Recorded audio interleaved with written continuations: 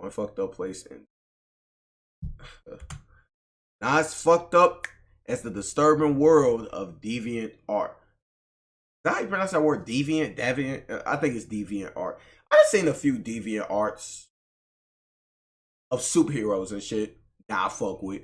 Not like that other weird shit. If those like superheroes, like on some raw shit, like oh shit, woo woo. But I guess my boy Visual Venture is gonna be exploring and explain there's a darker side to DVR. Let's be honest, chat. There's always a darker side to everything, a disturbing side to everything. And we are going to find out what it is, but let's get it. Art has been with us since the beginning, and with the help of technology, we've gone from painting on cave walls to creating breathtaking digital art. So it only makes sense that there would be an online right now with AI.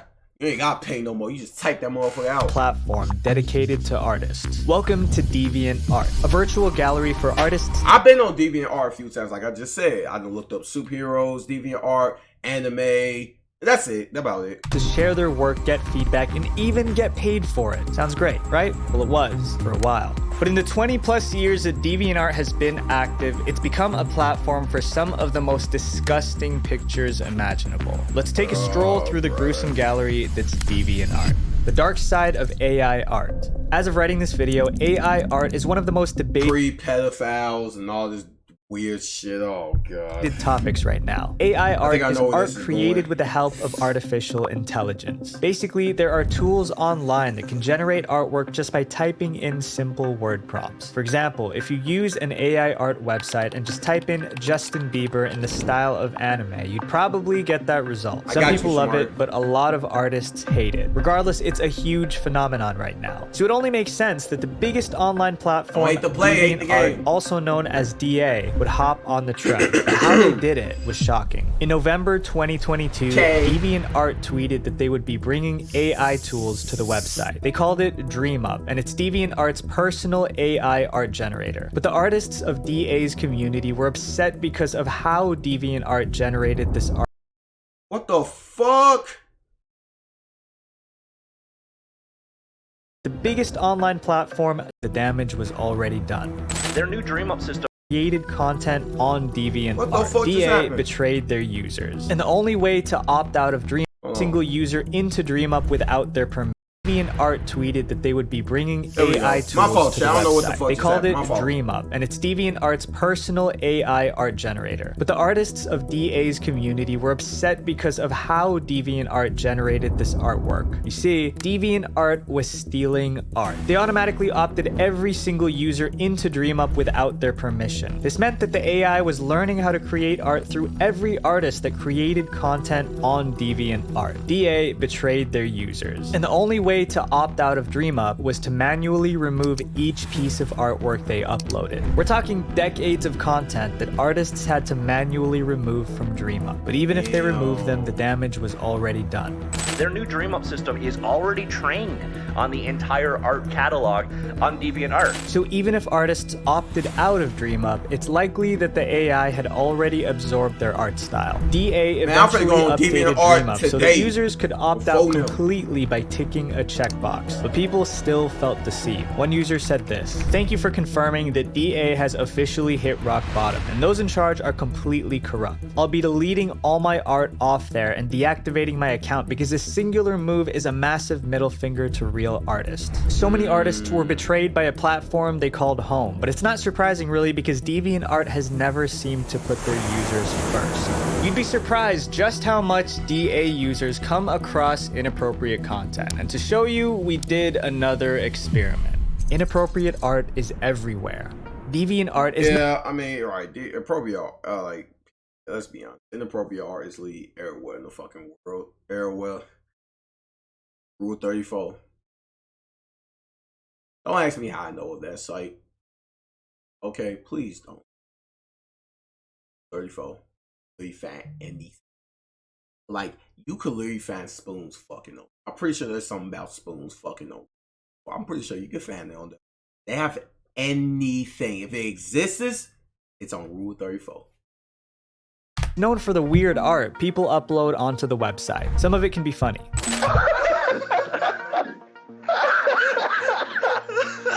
A lot of it can be disgusting. But how easy is it for an average DeviantArt user to find these inappropriate photos? To find out, we did an experiment. We wanted to see how DA filters content for users of different age groups. The minimum age required to join DeviantArt is 13. For this experiment, we made 2 DeviantArt accounts. One is a 20-year-old and the other a 13-year-old. The results were shocking. Let's start with the account that was 20 years old. The account making process was fast. No email verification was required. We just made a username, a password, and we were in. When you first open an account, DeviantArt gives you a selection of art categories to pick from. This is so they can create a newsfeed that's based on your interests. The categories to choose from seemed normal at first. Anime, Marvel movies, game art, until we saw another category that we can't unsee. Kinky. Right away, DA was giving us the option to choose NSFW content as part of our newsfeed. This shows that DeviantArt is aware of the kind of art being put on their platform, and even offers it to their users, which is fine, I guess, right? As long as the users are over 18. We didn't choose to include this NSFW content in our feed because we wanted to see if DeviantArt would show us NSFW art even if we didn't pick it. And the result of not choosing this category was a pretty clean feed, at least for now. Now for the account that was 13 years old. The process was the same. We were asked to pick some categories. Thankfully, the kinky genre that we saw on the account that was 20 years old wasn't there. This was a good sign. DeviantArt most likely recognized the age on the account and decided not to give us the option. For the feed, we selected fairly normal categories like Marvel movies and anime. So we hit accept and entered DeviantArt disguised as a 13-year-old, and things seemed normal until we saw our feed. There was a ton of inappropriate content. Keep in mind that we didn't search anything to get these results. We got a feed completely generated by DeviantArt's algorithm. This shows a huge problem. Most of the inappropriate art was in the anime category. Bro, really did fall for that. You really think I was gonna fall for that, gang? Come on, gang.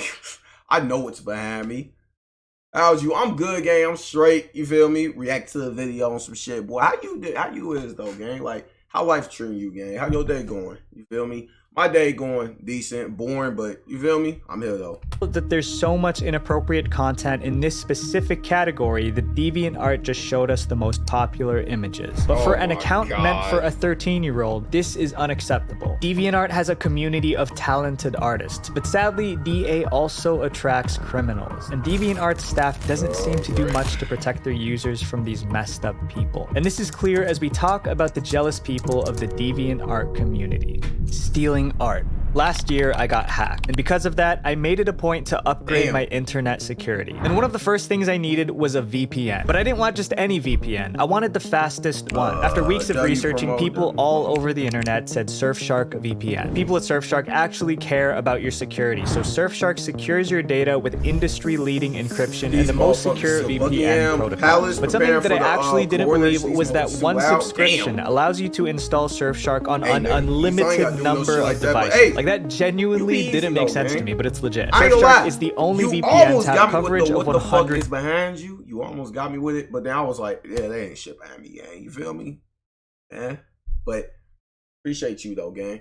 And you have a good rest of your fucking day. Thank you for stopping by. I'm from London. Yeah, I know. When you said Buckingham, yeah, I know. I'm from America. I'm from Chicago. You feel me? I'm from Chicago. Chirac on phone countries, and they also have a no logs policy, which means that they don't keep your data. Using Surfshark is a super simple way to keep what you're doing online private. To get started, go to surfshark.deals/visualventure, then use code visualventure to get 83% off the 2-year plan and 3 extra months for free. Go to surfshark.deals/visualventure or click the link in the description. And thank you a ton to Surfshark for sponsoring this video. DeviantArt has over 60 million registered users, but let's face it, not every user is a good artist. So how would someone that isn't a good artist create good art? Some steal it. Many users on DeviantArt steal other artists' work. They steal art. It's almost steal other art shit. I think that's Airwell. People steal Airwell, gang. They ain't really, feel me? I don't know. The only thing I know about Chicago. What's the only thing you know about Chicago? What, Wooski? Thank you for the follow, my nigga. I appreciate that, game. This tape, thank you. I appreciate you. Thank you for fucking with me. TWP shit, man. But like I was just about to ask you, what's the only thing you know about Chicago? What, O-Block, Wooski, Vaughn, Dirt? That's the only thing you know about Chicago, right? Hey, gang, it's all right, though. Hey, I got a follow from motherfucking UK. I'm lit right now. Phone them. Appreciate you, gang. Like I said, you stay easy, be cool, have a good rest of your day. I fuck with you a lot. Art by tracing over someone else's art and posting it as their own. Thieves print other users' art on t-shirts and sell them on Redbubble, which is a website where you can print designs on clothes. There was one thief in particular that stole art so well that they built an entire career out of it. Let me tell you about Nadia, an artist's worst nightmare. What we know about Nadia is that she's a mother living in Canada with a deep love for the Japanese animated series Sailor Moon. In fact, all the art Nadia posted on Deviantart is of Sailor Moon. But here's the thing, none of the art was created by her. Here are a couple examples of her blatantly tracing over artwork over years, from 2011 to 2020. Nadia stole art for almost a decade, and even though DeviantArt seemed to have knowledge of Nadia stealing, the website took no action to protect the artist she was stealing from. This is another example of artists not being protected by DeviantArt. Since DeviantArt wouldn't do anything to stop Nadia, the community of artists decided to protect themselves. Users spread the word of Nadia's actions, and it was a success. In December of 2019, Nadia was officially banned from DeviantArt. After Nadia stole from over 150 artists, DA permanently removed her account. The community was relieved that Nadia was finally stopped. But art theft isn't the only issue that DeviantArt users have to worry about. Some users have stolen more than just art. This next user was infamous for harassing others. Tori the Wolfie.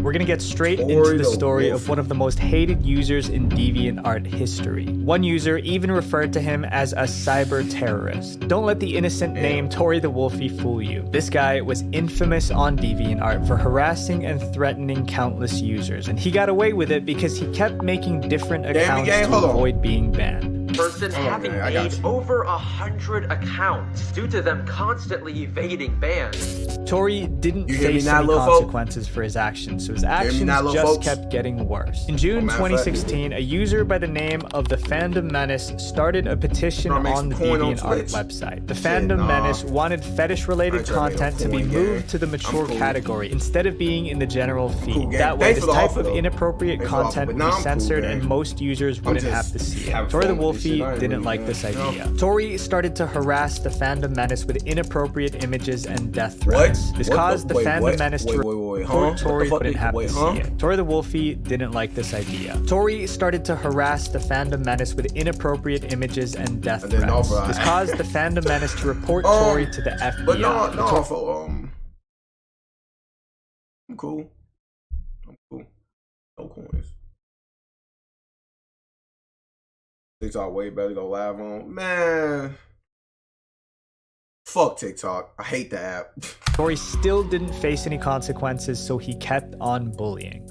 The guy also went into pretty illegal territory by falsely copyright claiming a bunch of the Fandom Menace's videos. Tori the Wolfie's online attacks continued with Menace, but he also decided to target another YouTuber, Deviant Cringe. Deviant Cringe, also known as DC, was a YouTuber who posted content on DeviantArt. His videos were known to be controversial, which made him an easy target for Tori. Once again, Tori... It's so funny, I got a TikTok app, but I got the app.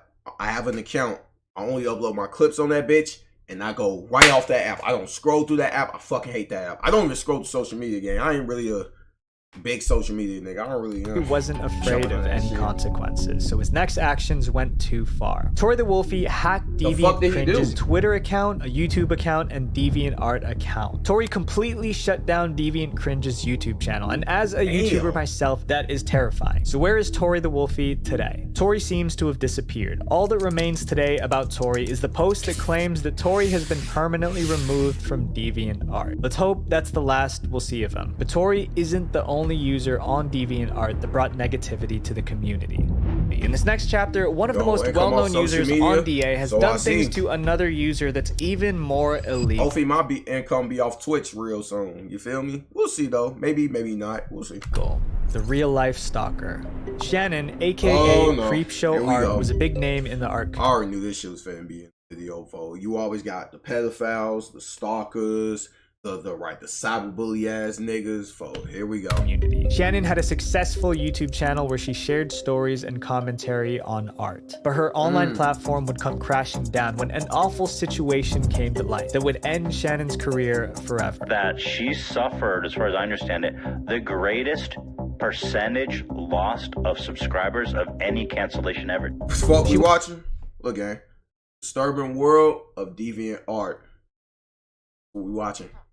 Went from around 600,000 subscribers to 290,000. So what happened? Damn! Well, it all started with a woman named Emily. Emily was a young woman who fell in love with a guy named Anthony. It was young love at first, but it wasn't long before Anthony's true colors began to show. Emily was struggling in the relationship because of mental and physical abuse from Anthony. So eventually, Emily ended her relationship with Anthony, and she started to get her life back on track. She got a new job and started a YouTube channel. Things were finally looking up, but that didn't last long. Suddenly, Emily was targeted by a mysterious stalker. For 8 years, this person harassed and tormented Emily in so many ways. The stalker would take pictures of Emily walking down the street, make accusations of Emily faking her success, and even hack into Emily's Facebook account. The hacker even stole compromising photos directly from Emily's Facebook account and sent them to her employer. Because of these pictures, Emily got fired from her job. The stalker tried to ruin Emily's life, and Emily couldn't do anything about it because she didn't know who the stalker was until she finally put the pieces together.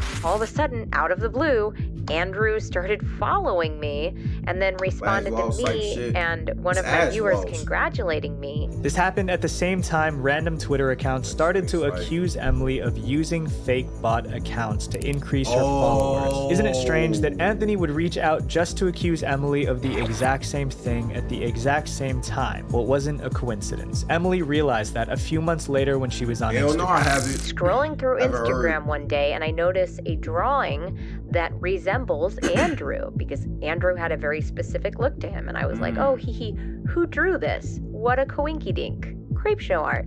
That was when Emily knew something wasn't right, so she started to investigate further. Emily tricked one of the accounts harassing her to click on a Grabify link. A Grabify link is a hyperlink that will share the IP address and location of anyone that clicks it. When the user of one of the accounts harassing Emily clicked the Grabify link, Emily saw that the IP was connected to the Tigard Public Library in Oregon. And that's when Emily knew. I would go every day to a Starbucks ex-boyfriend stalking her library, and I would sit and I would just draw for hours. Shannon, the girl behind Creepshow Art and Anthony's current partner, was always at the same library as Emily's stalker. This is all alleged, but the evidence keeps piling up. Then, Shannon's friends came forward and said that they witnessed Shannon harassing Emily, and even Shannon's own sister admitted to Shannon stalking Emily. So now the big question is, why did Shannon stalk Emily? Why would Shannon and Anthony go to all this trouble to try and ruin Emily's life? Well, back when Emily and Anthony were dating, they made music together. And even shortly after they broke up, they still continued to make music together. One day, Anthony wanted to record a song called Stardust with Emily. But when Emily started to record, there were some vocals recorded by someone else. And I say, man, that girl's voice is weak. It doesn't sound good on the track. My voice would sound so much better. So they re-recorded the song with Emily's vocals. But can you guess who the original singer was? It was none other than Shannon, aka Creepshow Art herself. Shannon's beef with Emily started because Emily dissed Shannon's singing voice. Shannon allegedly dedicated 8 years of her life to harassing Emily over vocals for a song. And when Emily exposed Shannon... Not just spending 8 years of your life harassing somebody. It's just like you little niggas on the internet, folk. Y'all let us spend your whole life typing away at motherfucker you don't, wasting your. How you feel? You could be getting some hoes, make some money, getting some motion about yourself, but you spending your time doing this. It's crazy. As the mysterious stalker, Shannon's YouTube stardom was lost forever. But Creepshow Art isn't the weirdest situation to come out of Deviantart. This next story is one of the strangest stories we've ever covered on Visual Venture. The strange case of Magazine 7. Deviantart is home to some of the strangest people on the internet, but there's one user that stood out in a really uncomfortable way. Magazine 7. We discovered the Deviantart user Magazine 7 through a video made by the internet investigator. and what we saw was weird. gang. As soon as you open Magazine 7's page, you see the really odd content. Most of his posts are flagged as sensitive content, and the ones that aren't really should be flagged too. But the posts aren't. Yeah, I got They're Insta. selfies taken by a man in his 40s. But you know something? Yes, I got Insta. Look, reason them links is off for a reason. I know this is your first time in my chat, but just know some shit happened. Some shit happened where it got, look, I got PTSD, and I just do not trust links from, you know, people that haven't been in this chat long enough. You feel me? So it ain't nothing against you. It's just shit happened a couple months ago. Named Alessandro. Alessandro had some of the most disturbing captions for these selfies. This is the description under one picture of what looks like Alessandro's legs. My wife and I spanked all of our boy Alessandro's skin because he talked to us without asking our authorization. We parents are really fed up with suffering the total freedom of our son. We established new rules in January 2022, and he has the full duty of obeying to any our rule, any our command. This is some weird stuff. There are so many other posts similar to this on Magazine 7's page. They're written by either Alessandro or his parents. All the posts usually go into detail of how Alessandro's parents abuse him, calling him their big boy or a grown kid. The reasons the parents claim for hurting Alessandro doesn't make sense. The reasons include Al watching a movie without authorization from his parents, him not showering for a day, getting into an argument with his parents, playing a game for too long. Are these posts really from his parents? Who is Alessandro and why did he make these posts? The first theory is that everything in the posts is true. Alessandro could have a disability and can't take care of himself, so he's left in the care of his cruel parents. But this theory doesn't make sense. If you look at the posts supposedly written by his mom and dad, they're all written in the exact same way as Alessandro's posts. The posts claim to be made by his parents, make the same spelling errors, and have the same bad grammar as the posts by Alessandro. So there's a chance that Alessandro wrote all the posts himself. And even if his parents had written the posts, why would they tell the internet that they abused their disabled son and signed their names at the end of the post caption? The second theory is that everything in the posts is based on Alessandro's sick fantasies. This theory could explain why Alessandro's posts are so graphic, but there are still some questions unanswered by this theory. A lot of the content on the account is NSFW, but there's also a lot of genuine art by Alessandro. If this was some kind of strange fantasy account made by Alessandro's desires, why would he include regular posts of his art? We dug even deeper. We found a page on an art gallery website written by Alessandro. On the page, Alessandro talks about his art style, but he also mentions that he lives with his parents. Quote, "I love and live with my parents, who are my life despite my adulthood." He only posted 2 selfies shirtless to this online gallery, and he was selling his selfies on another website. Now we had even more questions. After more research, we found Alessandro's Facebook page and found out that Alessandro has been unemployed since 2016, and the story of his life takes a dark turn. Alessandro also claims to have worked for a place called Progetta Ithaca Roma Hospice and Support Group for Disabled Children. We have not verified if Alessandro worked there, but if he did, it's concerning. If Alessandro did work at this hospice, this means that he had access to young people who could have been the same age he was pretending to be on his Magazine 7 Deviantart page. So did Alessandro leave this job willingly, or was he thrown out? The truth is, we might never know who Alessandro really is and why he does what he does. But one thing that we do know is that Alessandro may be one of the strangest people on DeviantArt. DeviantArt seems to be a place filled with selfish people who hurt others. But it's also a place filled with some of the most incredible artists. And for many people who have disabilities, art speaks when words cannot. I'm not against DeviantArt, but my mission is to help you guys stay safe. I want you guys to stand up when you see someone online hurting others. Because on the internet, there are so many sheep, but not enough wolves. Which one are you? Visual Venture. Hey, wait, before you go, click this playlist right here to watch more dark internet documentaries. Because our new goal is 500,000 subscribers by the end of 2023. Thank you for being on this journey with me. Peace. As vlogs. Oh, this her? Oh. She look cool. She cool? I guess. Yeah. Cool. Okay. I'm assuming you like a big fan of hers or something? What the